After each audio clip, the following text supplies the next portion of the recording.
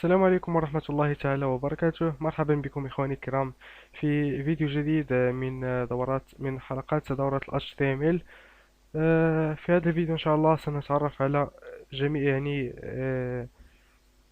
أغلبية الرسوم، يعني الكتابة التي تستعمل للكتابة.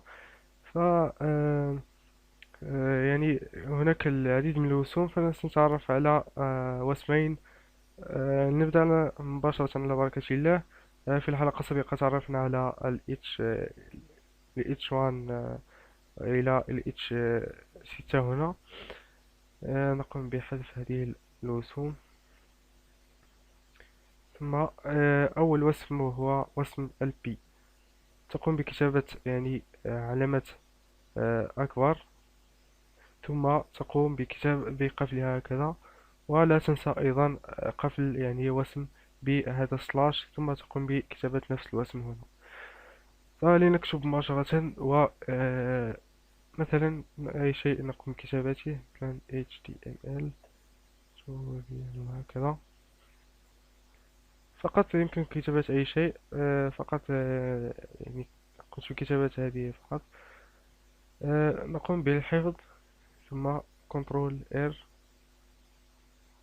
كما تشاهدون قد تم طباعة يعني ال HTML tutorial. فقط سأكون آه، كما تشاهدون قد تم طباعة HTML tutorial. فهذا يعني وسم للكتابة، يعني يمكن كتابة أي شيء فقط. يمكن كتابة يعني هنا أي شيء تريده فقط داخل هذا الوسم، فقط هكذا. ثم تقوم بكتابة أي شيء. هناك أيضا وسم آخر وهو وسم البي. هكذا يكتب، ثم تقوم بقفله. نسيت أن أقول لكم أن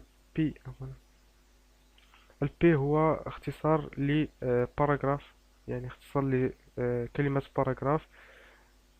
باراجراف يعني باللغة العربية باللغة العربية هو يعني الفقرة.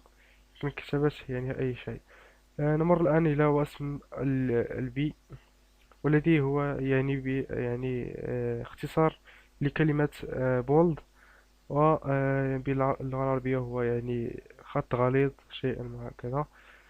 مثلا نقوم بكتابة نفس الجملة HTML لتلاحظوا الفرق.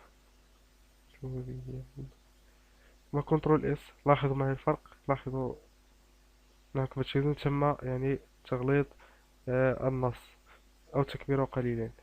ف يعني هذه الميزة فيما يختلف مع البي، فقط لأن هذا هو يعني بولد، والآخر بي فقط. باراجراف يعني. فهذه يعني أغلب الرسوم الكتابة يعني الشائعة في المواقع.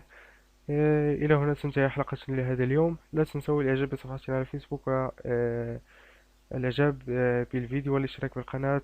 إلى اللقاء، إلى درس قادم إن شاء الله.